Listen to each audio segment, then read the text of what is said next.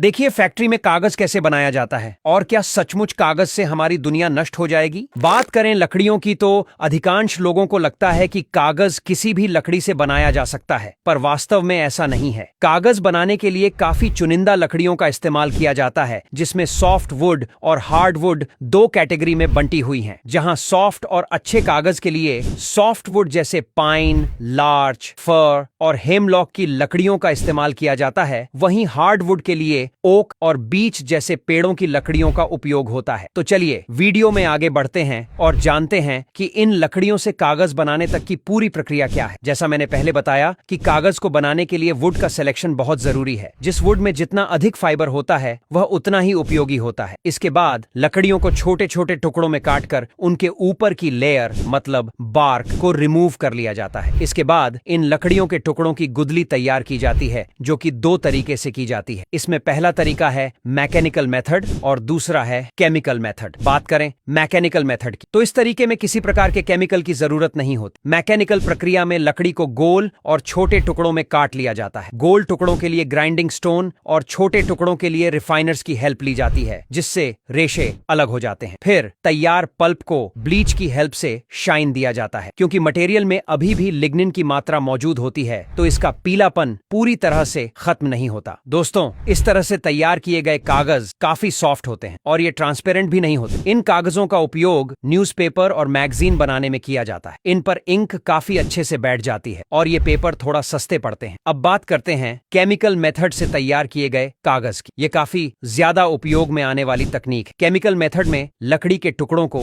Steam process के जरिए soft किया जाता है और इसके बीच चिप्स डाले जाते हैं। इसके बाद इसको सोडियम हाइड्रोक्साइड और सोडियम सल्फाइड के साथ हाई अल्कलाइन सॉल्यूशन में डालकर डाइजेस्टिव चेंबर में डाल दिया जाता है, जिसे 100 से 60 डिग्री सेल्सियस के बीच उबाला जाता है। इससे फाइबर अलग हो जाता है और ब्लैक लिक्विड रह जाता है, जिसके बाद प्राप्त फाइबर को ब्लीचिंग की हेल्प से कई बार साफ किया जाता है, जब तक कि एकदम साफ फॉर्म न मिल जाए। इस पूरी प्रक्रिया से तैयार कागज काफी चमकीले, चिकने और अच्छी क्वालिटी के होते हैं, जिसकी वजह से इनकी कॉस्ट भी हाई होती है। साथियों, अभी तक हमने देखा कि पल्प कैसे तैयार होता है। अब जानते हैं कि उसके बाद की क्या प्रक्रिया होती है। पल्प तैयार होने के बाद मेटिंग की प्रक्रिया आती है। इसमें तैयार पल्प को बॉन्डिंग और स्पेसिंग के लिए भेजा जाता है। इस प्रोसेस में पल्प को मशीन के अंदर एक टब में रखा जाता है, जिसमें कई सारे केमिकल जैसे टाइटेनियम ऑक्साइड और चौक मिट्टी मिक्स करके बीटर की हेल्प से मिक्स किया जाता है। साथ ही इस प्रक्रिया में साइजिंग को भी इन्वॉल्व किया जाता है। साइजिंग एक ऐसी प्रक्रिया है जिसकी मदद से कागज इंक को